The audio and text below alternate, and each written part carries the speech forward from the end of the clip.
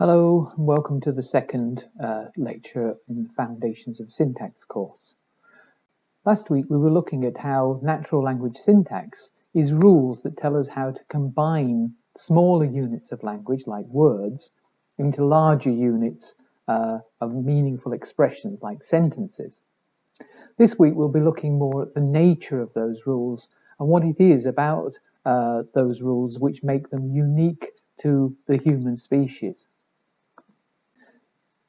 Obviously, when you know how to speak a language, what you know is the rules of the language.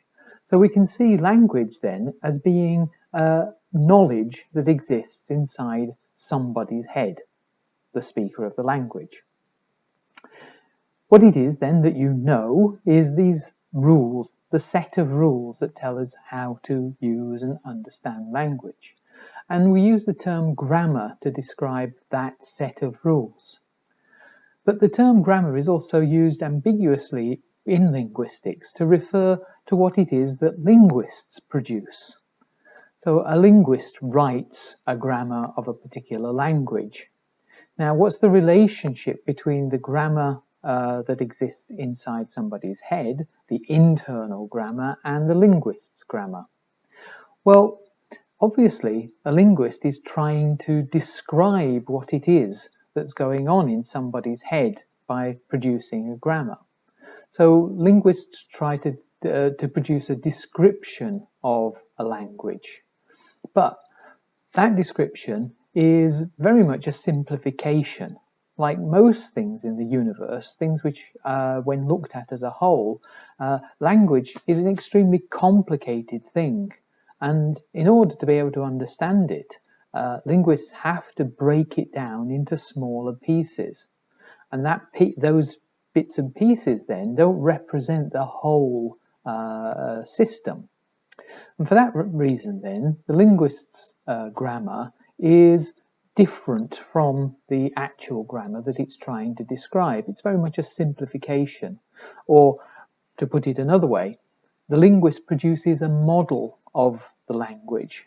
Models by nature are simplified versions that help us to actually understand the actual thing. Now, from this perspective of seeing language as being something which exists inside a speaker's head, what that actually means is that concepts like English or Hungarian, languages seen like that, they're not really real-world objects. They don't exist in the world at all. What actually exists is the knowledge inside a group of people's heads.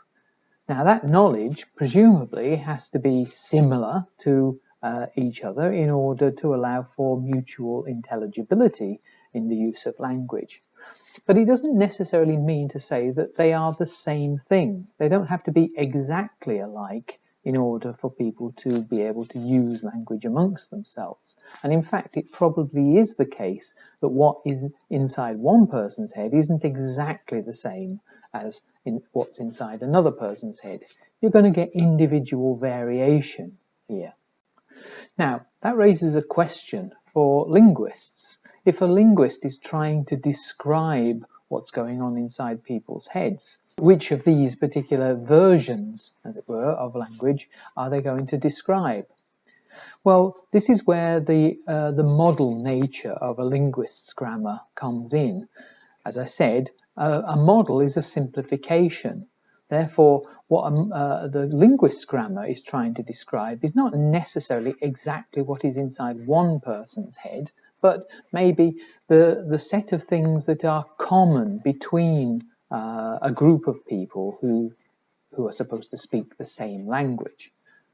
So a linguist's grammar then describes a far more general set of things than what is actually inside any one individual's head.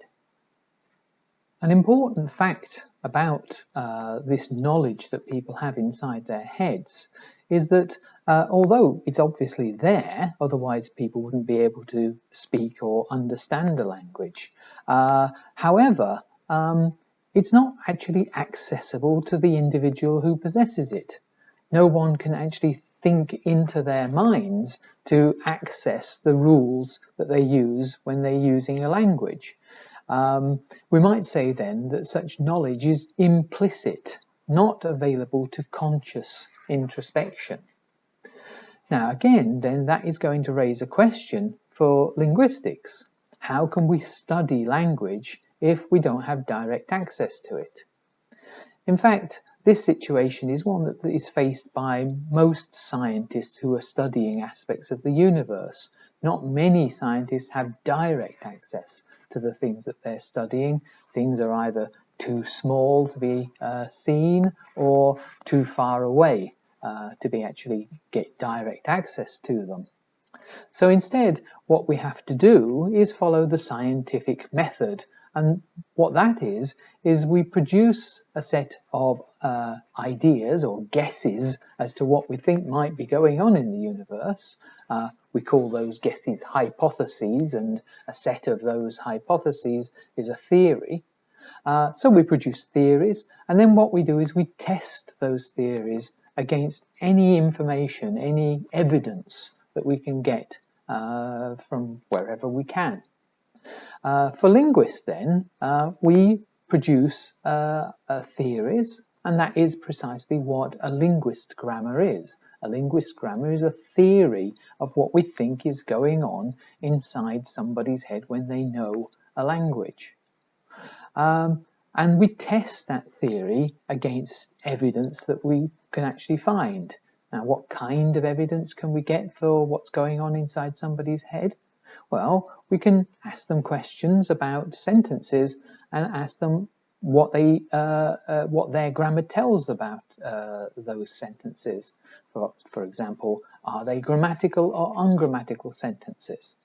And the responses that we're going to get from the speakers will provide us with evidence as to what is actually going on in their internal grammars. Now, there are several different types of rules. So, for example, we've got the kinds of rules that we find in the 10 Commandments, the sort of thou shalt not type kinds of rules. Then we also have the kind of rules that we find in games and sports. For example, you can't touch the ball with your hands might be a rule in a particular sport. Okay. Now these kinds of rules are very different from each other. The commandments tell us how we should behave. They tell us what is good behavior and what is bad behavior. We call such sets of rules prescriptive rules. They prescribe how things should happen. On the other hand, the rules that we find in games and sports are not prescriptive. They don't tell us what should happen in a game. They define the actual game. They actually tell us how to play the game. So these are not prescriptive but definitional type of rules. Now, the difference between these is best seen is in terms of what happens if you don't stick to the rules. Well, with a prescriptive rule, if you don't stick to the prescriptive rule, then you are being bad. You are not good from that perspective. On the other hand, if you don't abide by the rules of a sport, then you're not being bad as such. Nobody gives a judgment on you. It's just that you're not playing the game. So if you pick the ball up and run with it, then you're not playing football. You could be playing rugby instead. So you could be playing a different game, but it's not the game that the rules are associated with. Now, obviously then, prescriptive rules are based on values. There's got to be some set of values that tell you what is good and what is bad. Definitional rules are not based on values at all. Nobody says that rugby is a worse game for football because it allows you to hold the ball. Okay, this is nothing to do with values. This is just simply to do with what is part of how you play the game and not. So that we get these two different types of rules then. The question that arises is which one of these is natural language like? Does natural language conform to prescriptive type rules or definitional type rules? Well, some people would say that grammars should be about telling us how to use language properly. They would like to define what is good language and what is bad language. And that's very much sounds as though they are relying on some notion of a value, some judgment about what is good and bad, and therefore that is a prescriptive type grammar. But clearly such people are not talking about the language that is inside people's heads. They're talking about something external to that, some values being placed on top and above those rules. The rules of a language that you know are more like definitional rules. They tell you what is part of the language and what isn't, that certain things are grammatical and certain things are ungrammatical, and there's no values attached to those. And you can see that by the fact that it's not that English is any better than any other language because it has the rules that it has, and other languages may have different rules. Okay, so you can't say that one language is better than another language simply because they're different. Okay, they're different because they follow different rules, and therefore those rules seem to be more like definitional type rules. Furthermore, the prescriptive grammars are nothing to do with linguists' grammars either. A linguist is trying to describe what is going on in somebody's head. They're not trying to prescribe, tell them what should be going on inside their heads. So a linguist's grammar could be said to be a descriptive grammar, rather than a prescriptive one. Now, all humans put into the right environment and with fully intact mental capacities will learn language. This is a fact about humans. It's an inescapable fact because all humans do it without any exceptions. This, however, is different from other animals. There is no other animal other than humans that naturally develop anything like a human language. Okay, so apes in the wild do not develop languages which are similar to natural languages. There have been, however, experiments that have tried to teach apes, particularly gorillas, bonobos, and chimpanzees, how to use natural human languages. Typically, these make use of hand signs or sometimes more abstract symbols to try to emulate human languages. And the reports have been quite favourable from those people who've carried out such experiments.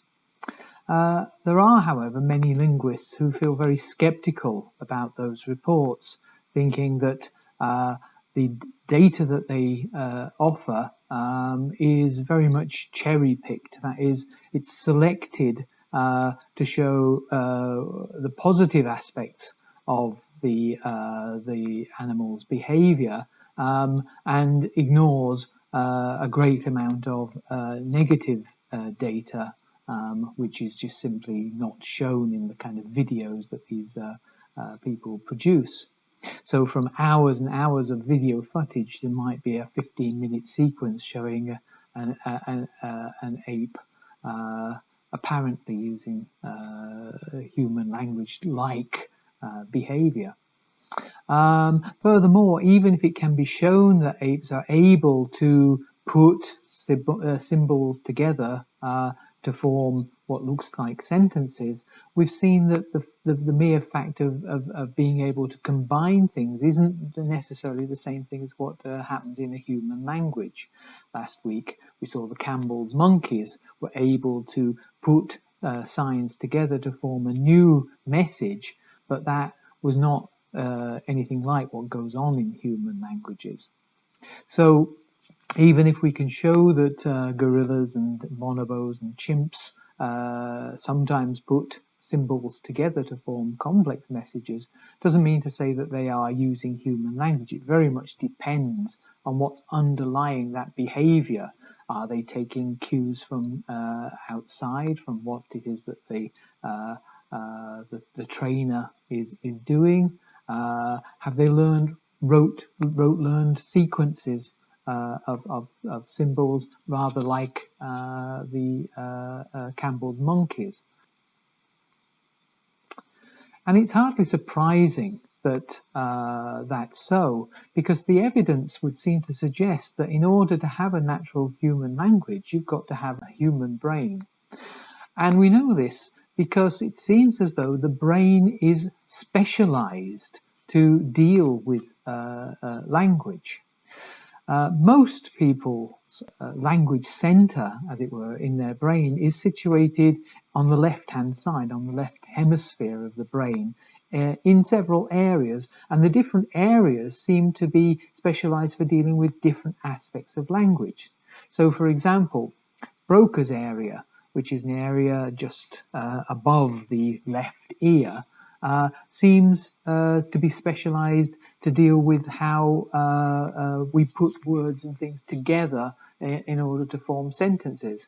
We know this through studying patients who've had some brain damage specifically to that area. And damage to this area produces a behavior known as aphasia. Aphasia is a patient who has problems with language. But the specific problems that these patients have is putting words together to form sentences. They don't necessarily show much difficulty in understanding what's being said to them. On the other hand, damage to what is called Wernicke's area, slightly behind the ear on the left-hand side, produces patients who have no problems putting words together to form sentences. It's just that those sentences are gibberish. So it looks then as though the brain is specifically designed to deal with language.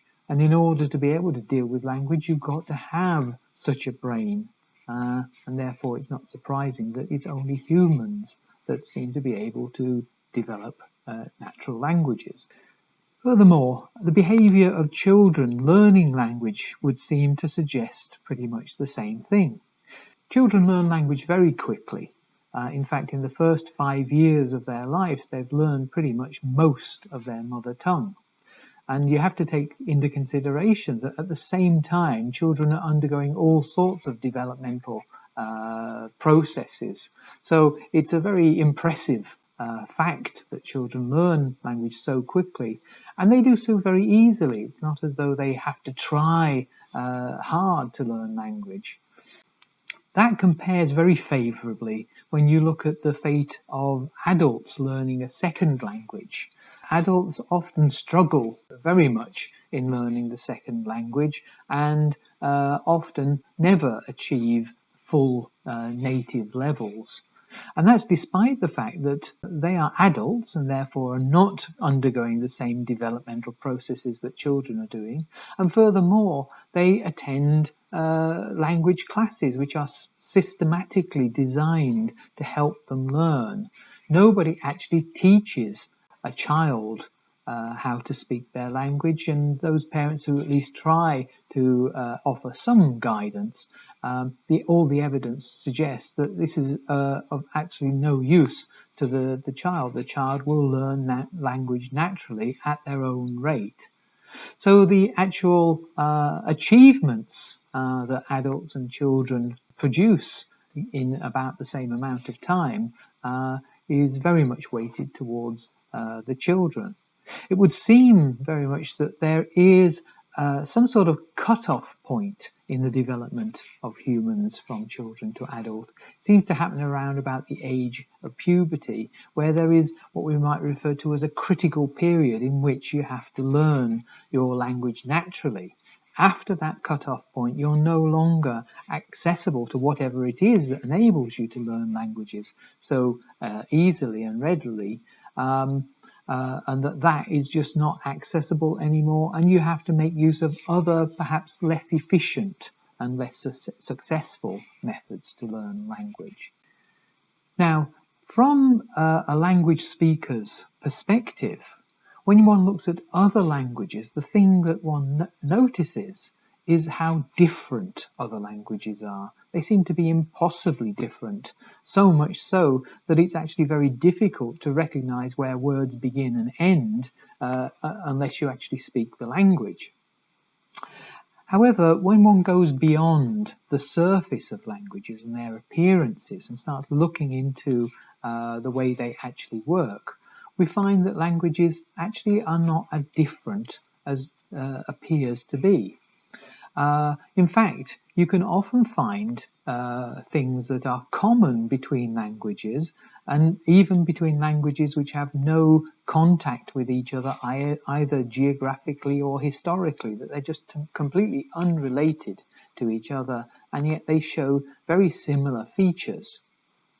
What we can actually find is what we might refer to as language universals, things which seem to be true of all human languages. And therefore, what that means is that human languages don't vary indefinitely. That is, there are limits to how far one language can vary from another. There are different types of language universals to be found. There are ones which we might refer to as implicational universals. That is, if the language has one property, then it will have another. Clearly, that's not something that is then going to be represented in all languages, but it is true of all languages that if they have a property, then they will have some other. I'll give you an example of this. If your language is one which expresses a sentence like John loves Mary, but puts the word love at the beginning of the sentence, like they do in Celtic languages, then your language will be prepositional. This means that you'll have words like up that come in front of what it accompanies. So you say up the hill, and up is first. On the other hand, if your language is one which puts the word love at the end of the sentence to say the same sentence, John loves Mary, but you say it John, Mary loves, as happens, say, for example, in Japanese, then your language is going to be post-positional, and words like up will come after the elements that they accompany. So you'll say something like the hill up. That's an implicational universal. Clearly, it's not instantiated in every single language, because not every single language places the verb either at the beginning or at the end. Languages like English put it in the middle. And this universal has nothing to say about those languages. But it is a universal fact that if your language puts the verb at the beginning, then you'll have a prepositional nature, whereas if you put the verb at the end, you'll have a post-positional nature. Then there are non-implicational universals. These are things which are true of all or perhaps most languages. For example, we've just seen that there are various ways of expressing the same sentence with different word orders. So take the sentence John loves Mary. You can either have the word love at the end of the sentence, as in Japanese, in the middle of the sentence, as in English, and at the beginning of the sentence, as in Celtic languages. Now, what's common amongst all these languages, and in fact what is common across the world's languages, is that in these sentences the word John comes before Mary. That is, the one who is doing the loving is placed first, followed by the one who is getting loved. And that is something that the vast majority of the world's languages do. What is very uncommon is to put the one who is getting loved first, followed by the one who is doing the loving. Okay, that's something that you very rarely find. So most languages put the doer before the done to element. Now, all this evidence has led some linguists to the conclusion that there must exist something in the human brain which defines all possible human languages, which enables children to actually learn language. And the idea that's been put forward is that there is some kind of universal grammar. Universal grammar is the grammar which underlies all possible human languages to some level. Obviously, different languages differ from each other at the surface, with superficial differences, but there is something underlyingly to all of them, and that is universal grammar.